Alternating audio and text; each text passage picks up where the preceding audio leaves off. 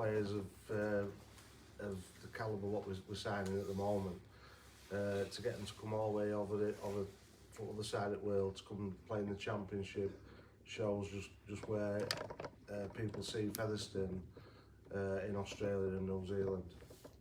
So we've got lots of off-field things going off as well as on-field things, which just backs and enhances the business.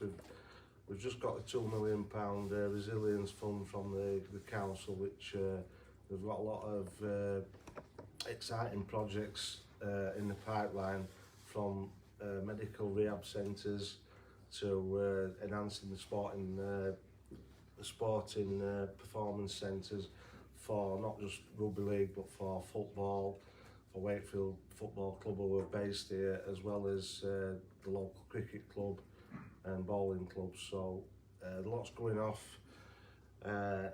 We've enhanced our sponsorship this year.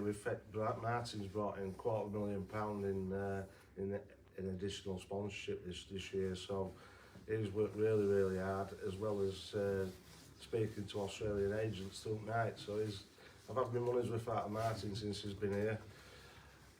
Also the digital guys, the media guys have got us into the top 5 of the digital presence throughout rugby league. So they're doing a fantastic job. And it just goes to show that with continual effort and investment, where you can take a club, and you don't have to throw an absolute shed load of money at it. And I think at times Featherstone don't get the recognition we do, what we should do for where we brought this club.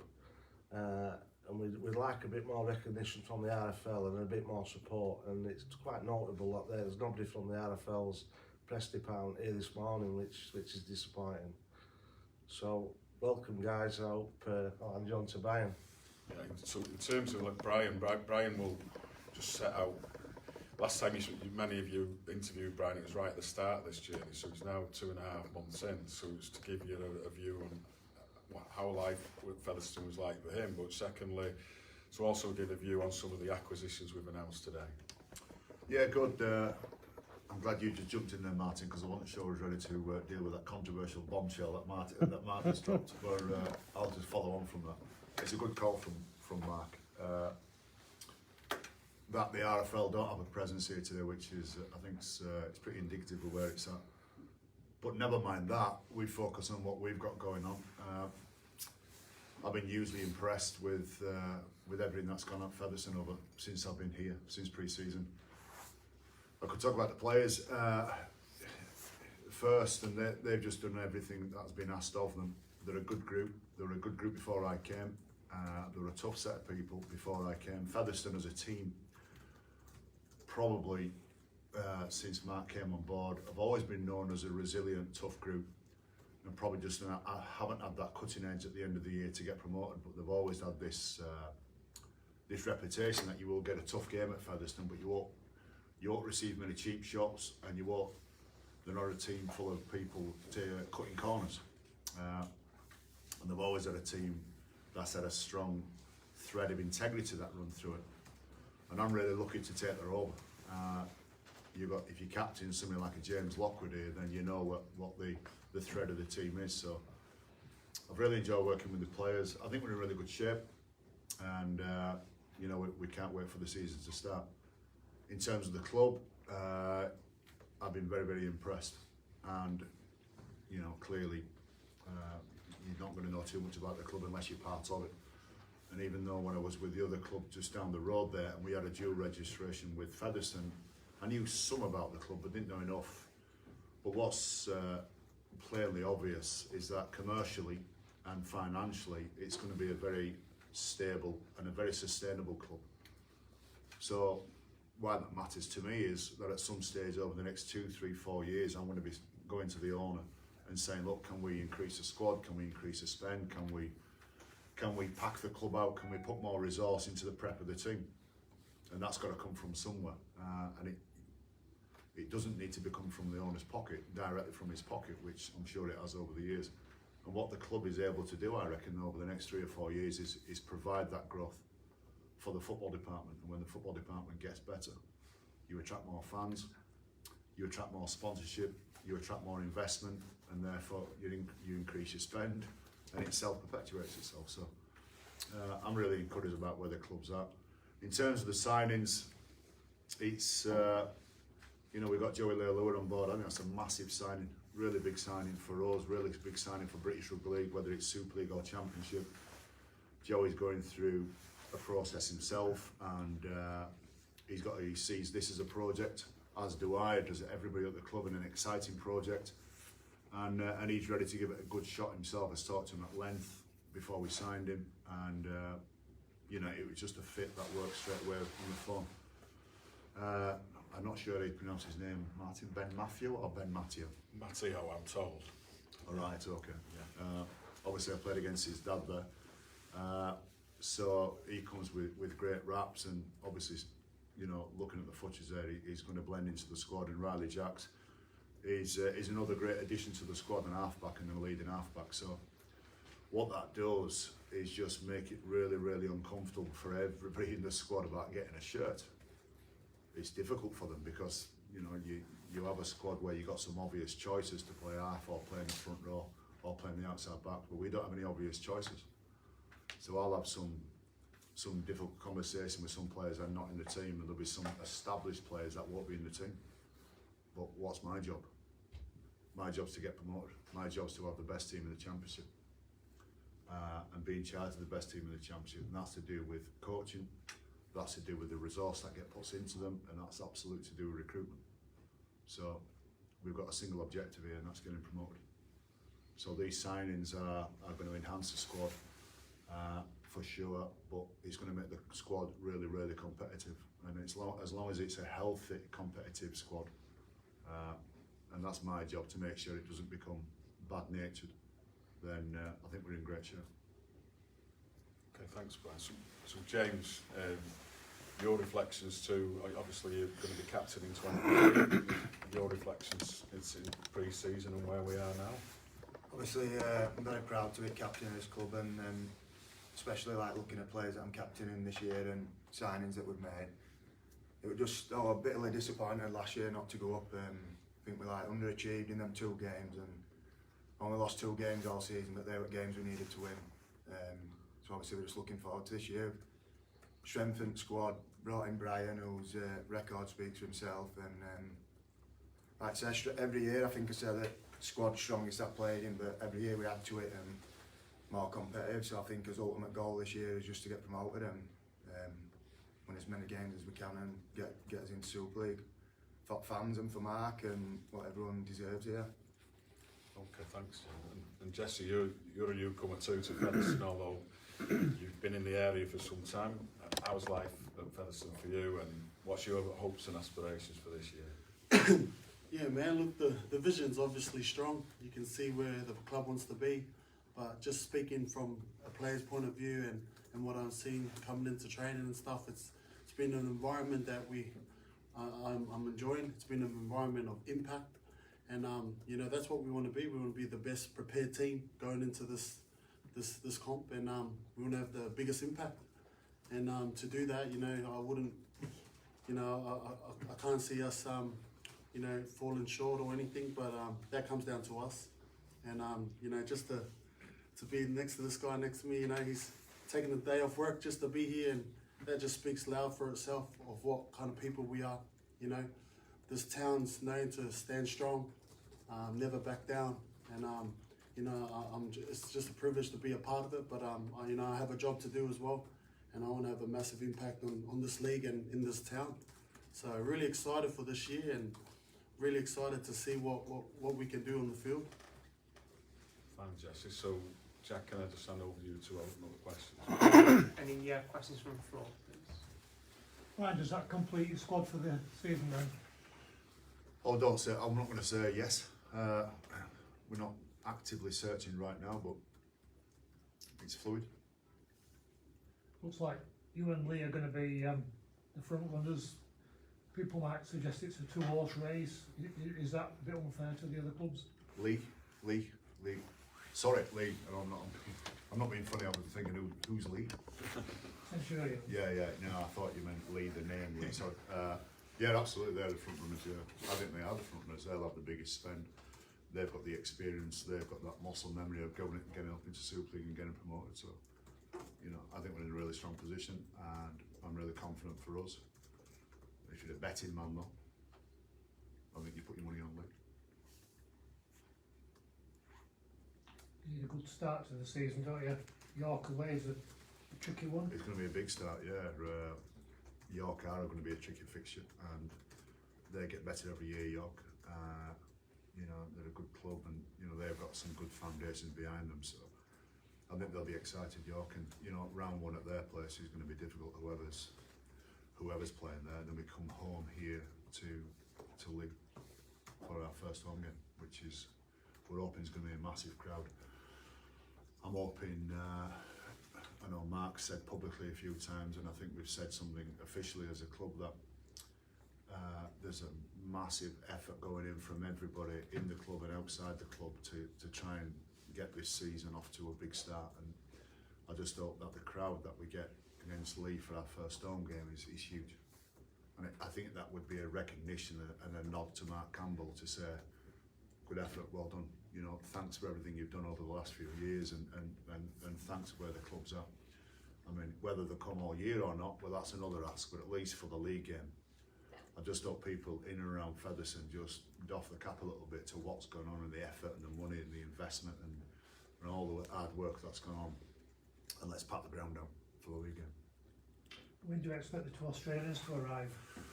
Oh, I don't know, I think they're sunbathing somewhere.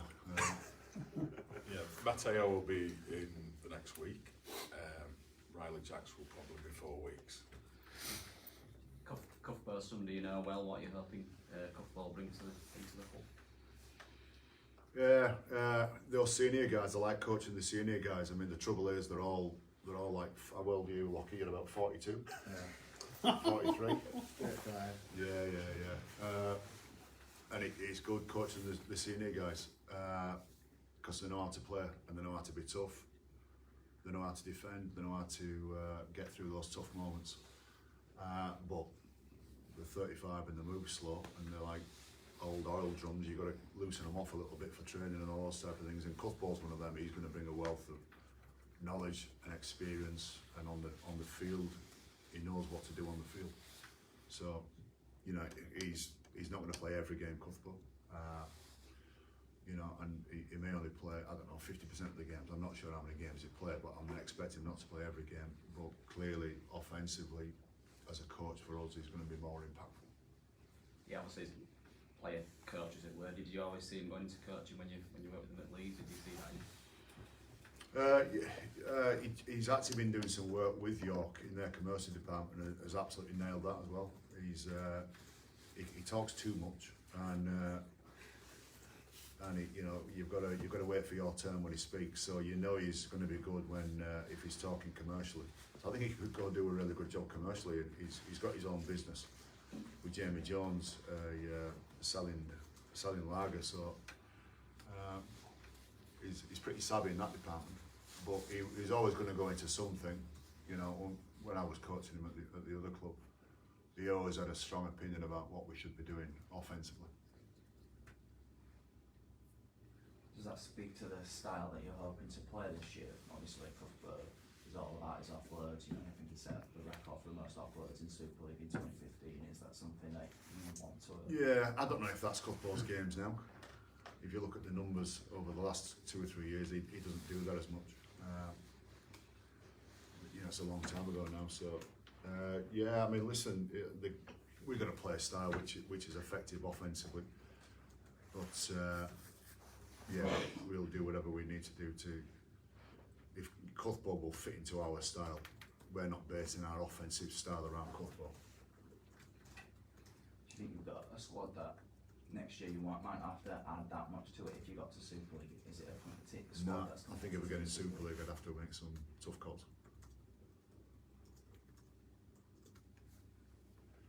Any more from the room? Brian, how different is it coaching a championship club to being in charge at Leeds when you've got all those full-time players?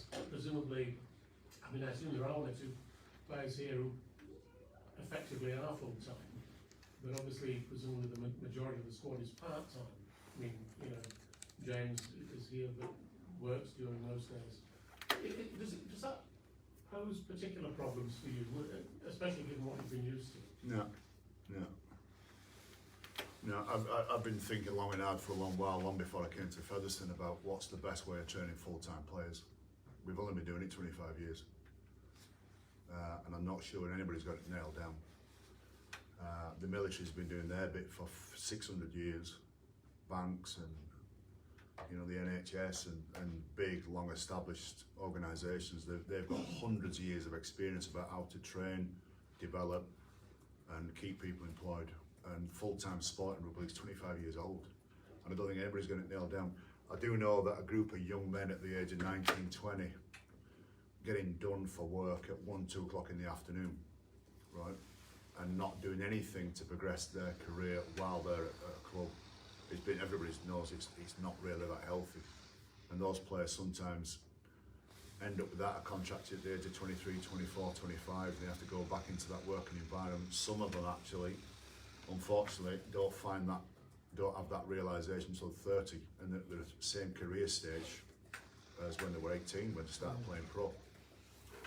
So, there's something, I think, within our sport that you've, I don't know whether it's called hybrid or changing training times. I'm not sure what the answer is, but I do like the fact that he rocks up full of dust and full of muck, and we never have to cut anything from training because of him or some of the other guys that work, and they're just tearing and do what I ask a lot of questions of them when they train, and he's normally at the front. Whenever we've done the conditioning or the running, he's normally at the front for the big trucker that he is, and I like that, and that's the same mentality when we was playing the Rhinos in a warm-up game 2 weeks ago, where really he shouldn't have played because he'd pulled his back, and in the game he wasn't getting off the ground quite as easy because he pulled his back, but he stayed on the field and just and toughed it out and made some tackles, and that's how you win the big games.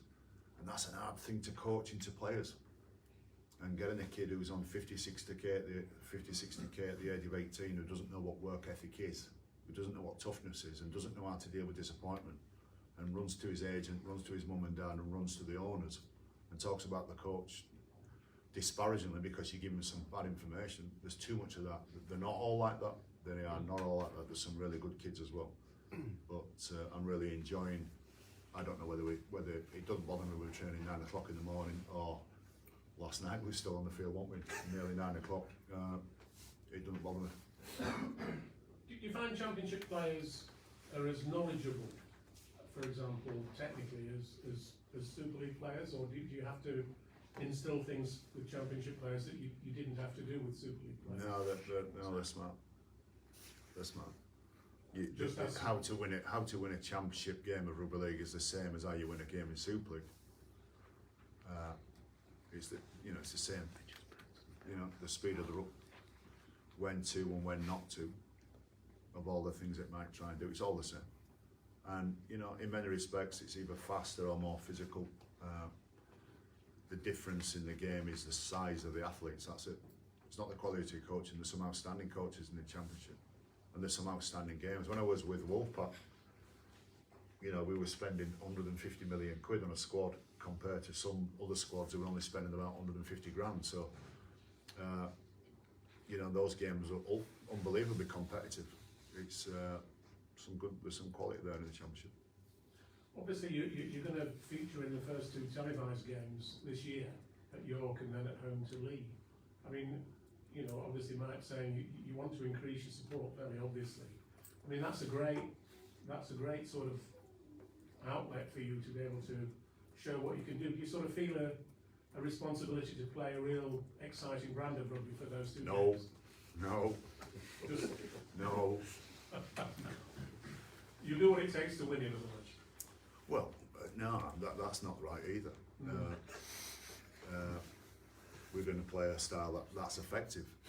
If people like it, that's great. I don't, if you've got to get over this thing that people come to watch the product on the field, I don't think people do. that's part of it, is watching the product on the field. But people come to be sat on an event, an occasion, which is exciting. And you know, health and safety is not a major concern on game day, right? That's what people come for, you know, things like that. I mean, they obviously come for the weather, and they come to turn up 2 hours before the game. They enjoy the game. If it's an expansive game and it's entertaining, that's good, but that's only part of it. You're going to get me onto something different than I shouldn't do, but the event is why people come. I'm not a marketeer, but I know this. The event is why people come. And whether rugby league games are an event or not isn't to do with how often the team passes or how they defend. I've got no interest in providing entertainment for you, Martin. No, well, you always did do though. But ironically, I do though, don't I? Yeah, you do. So you don't need to worry about it. Just thinking that obviously, it's. I mean, everybody assumes it's between you and Lee this year. Lee Centurions, that is. Yes. And you play them 3 times during the regular season, including the summer bash. I mean, you know, there's going to be a massive rivalry here between you and them this year. I'm sure if we went to a press conference at their place, they'd be thinking about you, and you know, presumably you'll be thinking about them a lot. I mean, they're stacking up with players. Yep. I think they've got a squad that's of similar sort of ability to yours. It's going to be a shame that one of you will have to lose out at the end of the year. Yeah. No, it's going to be. Let me just say, I think this club's a very, very sustainable club, and forget about Lee, forget about any other competitors. This is a very sustainable club, and if it was in Super League, could it stay in Super League? And I'd be really confident it could.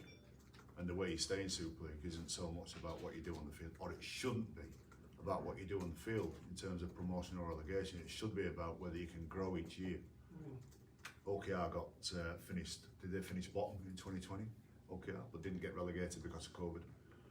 And then the following year, Tony Smith takes them into playoffs. Isn't that just the best example of why you should scrap relegation? Isn't that just the best example?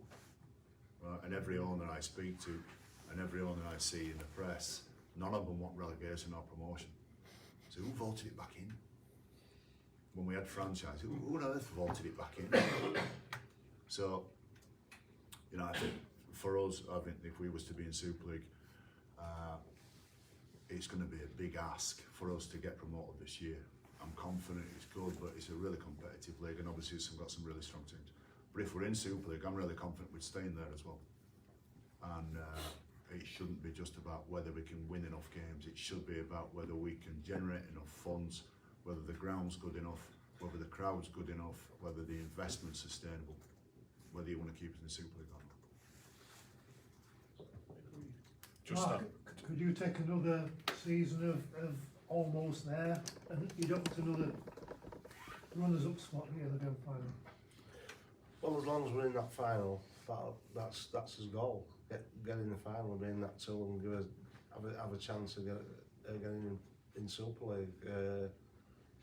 That's what it's all about. Obviously, it's going to be, if we're in a final with Lee or whoever it might be, it's a one-off game, and as we know, anything can happen in a one-off game.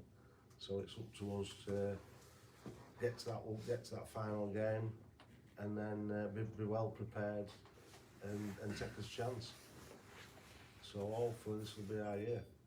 Is it the best opportunity you've got with this team? Yeah, this is the best squad. Like James said, every year we've improved everything off the field as well as on the field. Every single year I've been here since 2006, we've improved every single year. So yeah, it's the best chance. It's the best chance we've had. But we'll keep improving. There's lots of areas where we can improve on. You know, the clubs don't get enough. I don't think the clubs get enough plaudits for. It's the clubs who invest in the game. It's the clubs and the owners, and we invest in the game and produce a good product. It's up to, and when the RFL and the clubs need to work more closely together in maximising that product. And we've got a fantastic opportunity this year with Channel 4, Premier TV as well as Sky in getting our product out there and hopefully hooking some more fans in and making these events. Because as Brian says, it's the events what people want to go to, and we're going to make it so it is an event and people want to come and want to be involved and come for the day. Because for a family of four to come to a rugby league game, it's so cheap, you know, compared to other sports, and it's on your doorstep. So you know, that's our goal this year is getting more people through them turnstiles, and which creates a better atmosphere as well. Are you pleased with the realignment talks? Are we heading in the right direction? No, I'm not. I'm a bit disappointed. No, I'm really disappointed in that we keep hearing the same old line from Simon Johnson about it's progressing well. Well, these are the people at the RFL who allowed this split to happen. They orchestrated that split. They were part of it. So I've not got no confidence in this current board at the RFL in taking this game forward at all. If I were in Super League and we were realigning it, one of the main criteria for me was that we'd have a complete new board at the RFL, and we'd start afresh with some people with some insight into the game who have the drive and the ambition as what some of the club owners have. And I don't see that on the executive board. I don't know what any of them do. I don't know what any of them bring to the table. We've took a view within the club that we don't want to be distracted by that, Ian, to be honest, because we always think we get, you know, we don't fare well in all of those things. We're at an appeal hearing tomorrow night with Dane Chisholm, and we spoke for us. We focusing on, as Brian and Mark have said, a strong club. It's a strong, you know, you're talking about the league game. We've got 1,500 season ticket holders. It's the records in years here. 2,000 secondary school pupils in this little village have all got season tickets. We've got 3,500 people rocking up before we even sold a ticket. So we've worked hard to get to that place. And Mark's point about, you know, we can like just sometimes have clubs wallowing in 50% Sky distribution reduced, like we have. But now that's just a small part of our revenue. We've just driven other revenue streams. We've just kind of moved forward. And that's why we've been in a position, whether it's the Joey Leluas or maintaining the really strong squad that we've got now, because most of it we've carried forward from last year. It's because we've had that drive and leadership just to work hard. And I think for that message that we're carrying on, regardless to get into Super League, it's 180,000 we've lost broadcast money. We'll just move on, let's find another 180,000, and we have done. And too often in the game we get people just, oh no, we'll just have to run with less and we'll just have to kind of make do. And we've got to lift, not just like the executive, as Mark said, we've got to lift the ambition in some of the clubs at all levels, and that includes Super League in that. Any more? Brian, just a final point for me. Are you going to this year? We're maintaining that relationship with them. It's still a dual registration Yes. relationship? Yeah. All right, okay. Okay, we're going to break into one-to-ones. I know James needs to get away, but all the other players are available for one-to-ones if you need them. So they just indicate through you, Jack? Yeah, absolutely. Yeah, Just come to me. okay.